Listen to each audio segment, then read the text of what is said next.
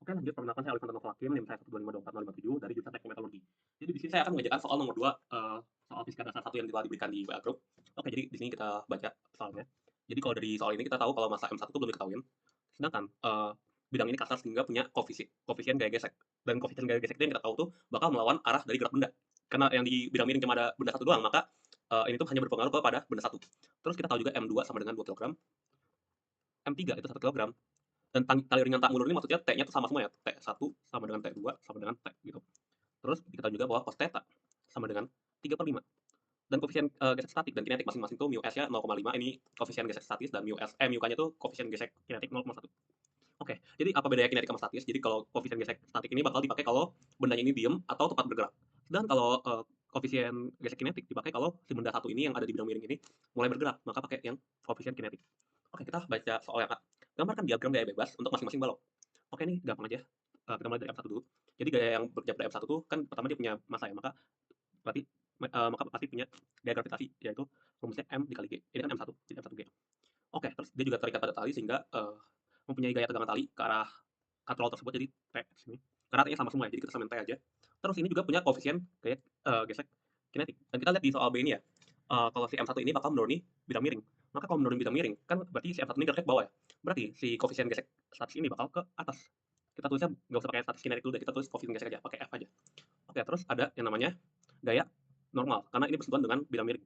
Dan gaya normal itu gaya itu tegak lurus bidang ya, jadi arahnya ke sini. Kita simbolin dengan M. Nah, ini kan M1. Oke, kalau kamu lihat nih, ada yang miring-miring sama ada yang lurus gini kan, sumbu simetrinya. Kalau kita pakai sumbu simetri yang biasa nih, X, Y yang biasa. Ini X, ini Y. Ini bakal ribet, kita bakal ngebikin si F, T, sama N ini kita proyeksiin dengan sin dan cos. Sedangkan kalau kita pakai sumbu simetri yang kayak gini, ini X, ini Y. Maka ini lebih gampang gitu kan, karena kita perlu ngeproyeksiin M1G doang. Jadi kalau kita proyeksiin, ini bakal ada M1G. Ini tuh bakal jadi cos theta. Dan ini bakal jadi sin theta. Kenapa gitu? Oke, kita bakal jelasin dulu kenapa bisa kayak gitu. Karena kita bikin segitiga dulu di sini, kita perbesar bidangnya, terus kita bikin ada M1 di sini. Dan itu kan kalau gaya gravitasi kan selalu ke arah bawah dari pusat massa. Oke, ini M1 gitu. Di sini ada theta ya. Jadi kalau kamu lihat di sini, jadi ini theta, ini siku-siku, di sini tuh ada yang namanya theta kayak apa ya? Misalkan kalau theta 30 ini tuh 60. Nah, terus kamu di sini bisa kamu bikin lagi apa namanya? Masa bangunan. Ada segitiga yang simetris juga di sini. Dan ini tuh bentuknya kayak gini. Sebentar, sebelum itu aku bikin dulu deh ini ke arah bawah. M1G. Ini belum tahu ya sin theta apa cos theta. Ini juga kita bikin ke sini. Belum tahu juga M1 sin theta apa cos theta. Oke, jadi di sini kan kelihatan ya, kelihatan kayak segitiga gini ya.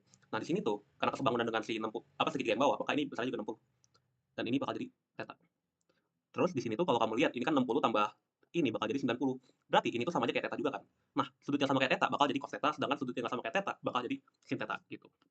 Oke, ini buat yang M1. Terus kita buat yang M2 dan M3. Kenapa dibuat barengan?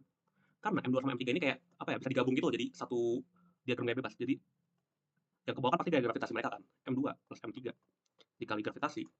Terus yang ke atasnya yang narik mereka tuh cuma gaya tegangan tali. Dah gitu aja sih ya kak. Kita lanjut yang ke yang B. Di sini yang tanya tuh tentukan besar massa M1 agar balok bermassa M1 tepat akan bergerak. Oke, kalau tepat akan bergerak, berarti kita pakai koefisien statis. Kita copy dulu ya ini ya. Kita copy dulu. Oke, di sini kita paste. Ini yang agak tulis. Kita hapus. Oke, mungkin B di sini. Tinjau M1. Kita tinjau dulu M1-nya. Oke, jadi oh enggak deh, kita tinjau dulu M2 dan M3 dulu. Karena M1 lumayan rumit, mungkin kita bisa dapat petunjuk dari M2 dan M3. Kita copy paste lagi M2 dan M3. Oke, yang gaya mereka di sini kan cuma ada di sumbu Y doang kan, karena nggak ada yang ke kanan dan ke kiri. Dan kalau kamu lihat, kalau si M1-nya ke bawah, maka M2 dan M3-nya ini bakal ke atas. Bener nggak? Jadi kalau M2 dan M3 ke atas, maka yang ke atas itu jadi positif dan yang ke bawah jadi negatif. Berarti yang T-nya positif, M2 plus M3G-nya negatif. Jadi sigma Fg sama dengan 0 kan. Jadi T positif, terus dikurang karena ini negatif, jadi ya pakai negatif M2 plus M3 kali G sama dengan 0. Maka kita tinggal beda ruas T-nya sama dengan M2 plus M3G. Oke, kita taruh sama 1. Kita lanjut ke sama 2. Ke M1 kita tinjau. Kita tinjau bidang di sumbu Y dulu. Ini Y, ini X. Oke, sigma Fy itu sama dengan 0 karena tepat akan bergerak. Maka karena ini kenapa ya? Karena kalau M1-nya ini tuh kayak M1 kan nggak bakal bergerak kemana-mana kan, jadi kayak sama aja gitu. Jadi mau yang ke atas positif mau yang ke bawah negatif sama aja. Jadi ibarat tuh kayak N dikurang M1G cos theta sama dengan 0. Jadi N itu sama dengan M1G cos theta. Dan ini kita taruh sama 2. Ini tuh penting karena nanti rumus koefisien gaya gesek statis itu sama aja kayak mu S dikali A. Gitu. Jadi Fs ini sama aja mu S kali M1G cos theta. Ini jadi sama 3. Oke, sekarang kita tinjau sumbu X sigma F. X sama dengan 0. Oke, yang bergerak pada sumbu X itu ada 3 ya. T sama F ke atas dan M1G sin theta ke bawah. Maka M1G sin theta jadi positif ya karena arah geraknya ke bawah.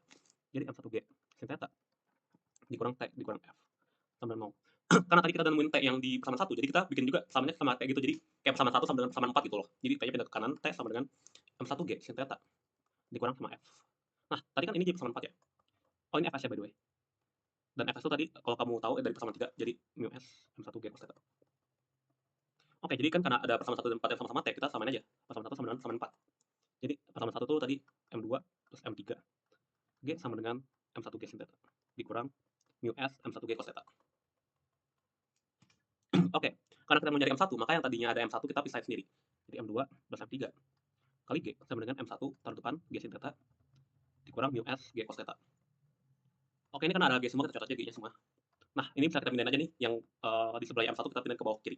Jadi M2 plus M3 per sin theta dikurang mu S cos theta sama dengan M1. Nah, karena ini kita udah tahu semua ya, sin theta tuh kalau cos theta-nya 3/5, maka jadi 4/5 ya, itu pakai Pythagoras saja. Jadi M1 yang terketahuan kalau kamu itu pakai kalkulator hasilnya 6 kg. Sip, kita lanjut yang C. Nah, yang C ini tentukan besar percepatan dan tegangan tali tiap-tiap balok jika M1-nya 4 kg. Nah, berarti ini geraknya tuh bakal jadi ke atas, tapi jangan khawatir, kita bakal tetap pakai diagram gaya bebasan ini. Kenapa kayak gitu? Karena entah kalau walaupun geraknya ke atas, itu hasilnya bakal jadi min gitu, jadi ketahuan kalau geraknya ke atas. Oke, kita copy paste lagi. MCSK. Oke, ini buat tinjauan M1. Dan buat tinjauan M2 dan M3 kita bikin lagi.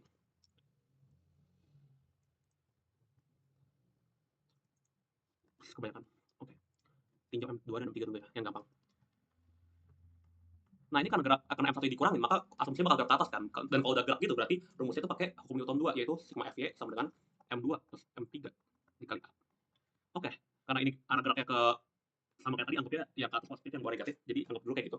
Jadi T dikurang M2 plus M3 kali G sama dengan M2 plus M3 kali A. Oke, jadi T-nya sama dengan kurang lebih kayak gini ya, M2 plus M3 dikali G plus A. Ini persamaan 1 bikin. Oke, kita tinjau lagi yang ini. Kita tinjau dari sumbu Y dulu kali ya. Nah, kalau sumbu Y kan udah pasti nggak bergerak kan, nggak mungkin M1 bakal ke atas ke bawah gitu, jadi sigma Fy sama dengan 0. Ya sama aja kayak tadi sih, berarti N sama dengan M1 G cos theta. Masih sama kayak tadi. Sedangkan kalau di sumbu X itu bakal ada gaya ke arah, anggap aja ke arah bawah dulu, walaupun hasilnya bakal ke arah atas, ntar pas hasilnya bakal jadi minus. Jadi sigma Fx sama dengan M1H. Nah, sigma Fx itu sama aja kayak tadi, M1G sin theta dikurang T dikurang F. Tapi ini F-nya bukan Fs, karena ini Fk, karena bergerak nanti. Jadi ini tuh M1A. Kenapa tuh bergerak? Karena tadi kan baru tempat bergerak tuh kalau 6 kilo ya. Dan kalau 4 kilo itu berarti geraknya bakal ke arah atas, bukan ke arah bawah gitu. Karena M terlalu ringan, jadi jadi M2 dan M3 itu bisa ngebawa M1. Oke, lanjut. Sini kita samain juga, kita udah dapat T di persamaan 1, kita bikin T lagi di persamaan 3. T sama dengan M1G sin theta min Fk min M1A. Nah, Fk kita udah tahu, karena kita tahu N-nya berapa. T sama dengan M1G sin theta min mu K kali M1 G cos theta min M1A. Oke, ini M1 bisa dideparin semua.